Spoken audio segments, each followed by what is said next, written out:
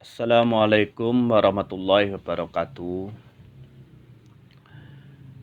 Anak-anak sekalian, pada kesempatan ini Bapak akan menyampaikan pelajaran ke-10 materi pendidikan agama Islam, yaitu kisah keteladanan Wali Songo.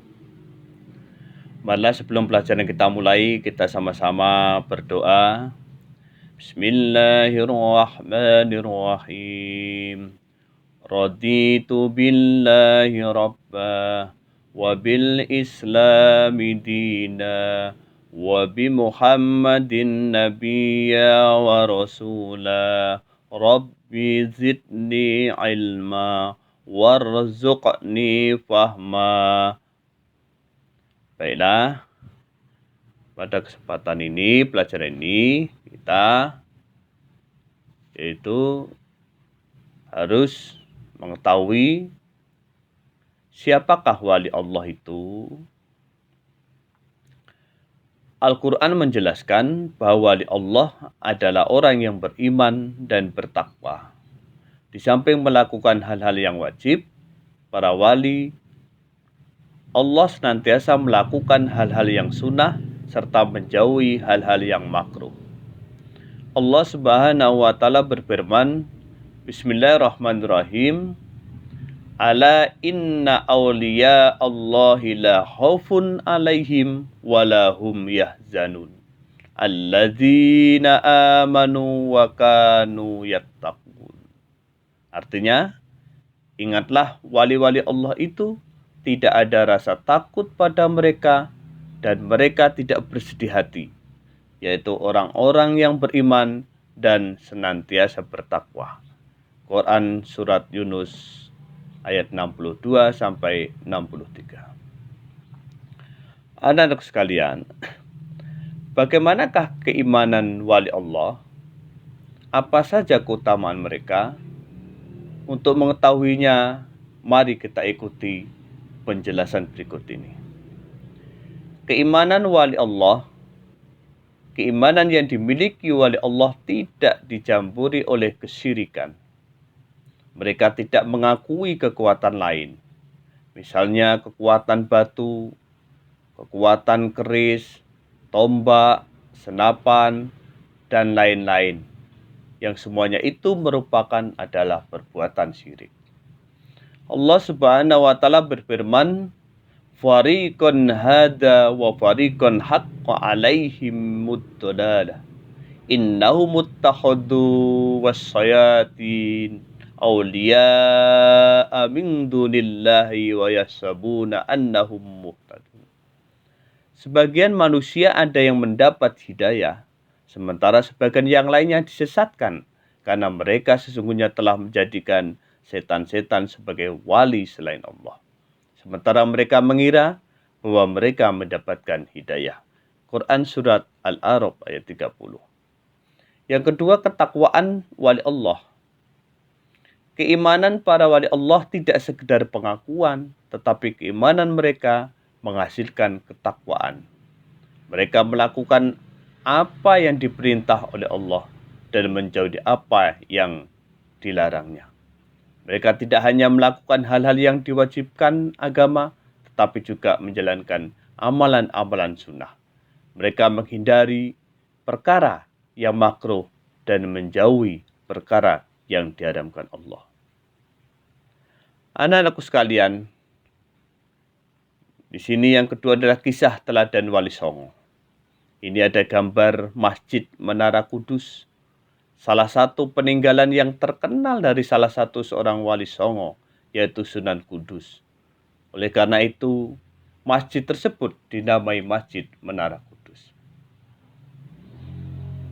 Di sini 9 wali yang akan kita ikuti kisah dan kita ikuti keteladanannya satu persatu. Yang pertama, Sunan Gresik Maulana Malik Ibrahim. Maulana Malik Ibrahim disebut juga Sunan Gresik atau Sunan Tandes. Ia lahir di Samatkan, Asia Tengah, dan wafat di Desa Gapura, Gresik, Jawa Timur. Kisah keteladanannya adalah semangatnya mendakwahkan Islam. Sunan Gresik banyak membela rakyat Jawa yang tertindas oleh Majapahit. Ia juga mengajarkan cara-cara baru bercocok tanam. Yang kedua, Sunan Ampel atau Raden Rahmat. Sunan Ampel atau Raden Rahmat dianggap sebagai sesepuh oleh para wali. Makam Sunan Ampel terletak di dekat Masjid Ampel, Surabaya. Kisah keteladanan yang menarik adalah ketika Sunan Ampel berdakwah kepada Prabu Brawijaya. Meskipun akhirnya tidak memeluk agama Islam, Prabu Brawijaya terkesan dengan ajaran agama Islam sebagai ajaran budi pekerti yang mulia. Sunan Ampel mengajarkan falsafah Molimo. Yang dimaksud Molimo adalah tidak mau melakukan 5 perbuatan cela, yaitu 1. Main, berjudi, 2. Minum, ngombe, mabuk-mabukan, 3. Maling, mencuri, 4. Madat atau menghisap candu atau ganja, 5. Madon atau berzina. Kemudian yang ketiga, Sunan Bonang, Magdum Ibrahim. Sunan Bonang adalah putra Sunan Ampel dan sekaligus muridnya. Ia wafat pada tahun 1525. Kisah keteladanannya adalah cara berdakwah yang bijak. Sunan Bonang sering menggunakan kesenian rakyat untuk menarik simpati mereka. Ia memasukkan alat musik bonang pada perangkat alat musik gamelan. Oleh karena itu, ia dikenal dengan sebutan Sunan Bonang. Sunan Bonang juga pengubah suluk wijil dan tembang Tompo Ati. Yang keempat, Sunan Derajat. Sunan Derajat juga putra Sunan Ampel. Ia diperkirakan wafat pada tahun 1522 Hijriah.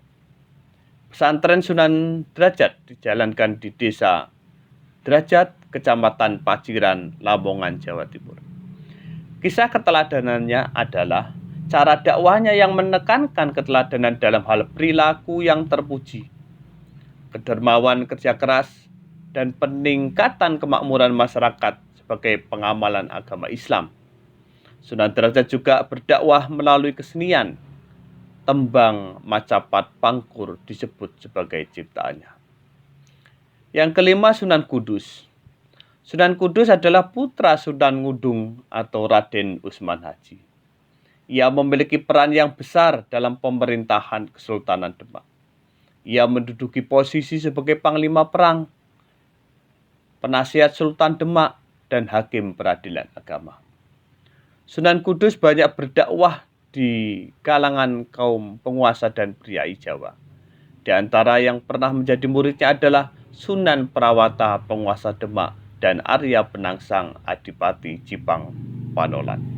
Salah satu peninggalannya terkenal adalah Masjid Menara Kudus. Sunan Kudus wafat pada tahun 1550.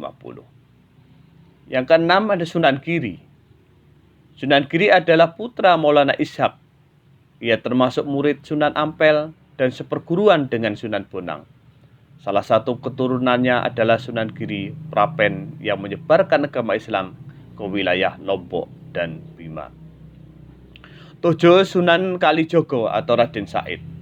Sunan Kalijogo adalah putra Adipati Tuban yang bernama Tumenggung Wilatika atau Raden Saur atau Sayyid Ahmad bin Mansur Syekh Subakir. Ia adalah murid Sunan Bonang.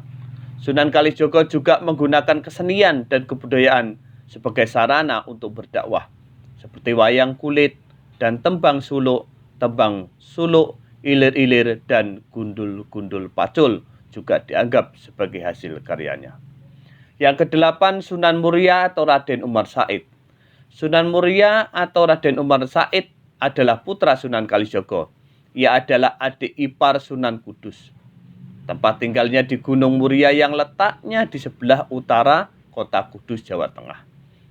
Seperti ayahnya Sunan Kalijogo, ia berdakwah dengan cara lembut. Kesenian gamelan dan wayang tetap digunakan sebagai alat berdakwah. Sunan Muria menciptakan tembang sinom dan kinanti. Sasaran dakwahnya para pedagang, nelayan, pelaut, dan rakyat jelata. Yang kesembilan atau terakhir adalah Sunan Gunung Jati atau Syarif Hidayatullah. Sunan Gunung Jati atau Syarif Hidayatullah adalah putra Syarif Abdullah Umdatuddin Ia berjasa mengembangkan Cirebon sebagai pusat dakwah dan pemerintahannya yang kemudian menjadi Kesultanan Cirebon.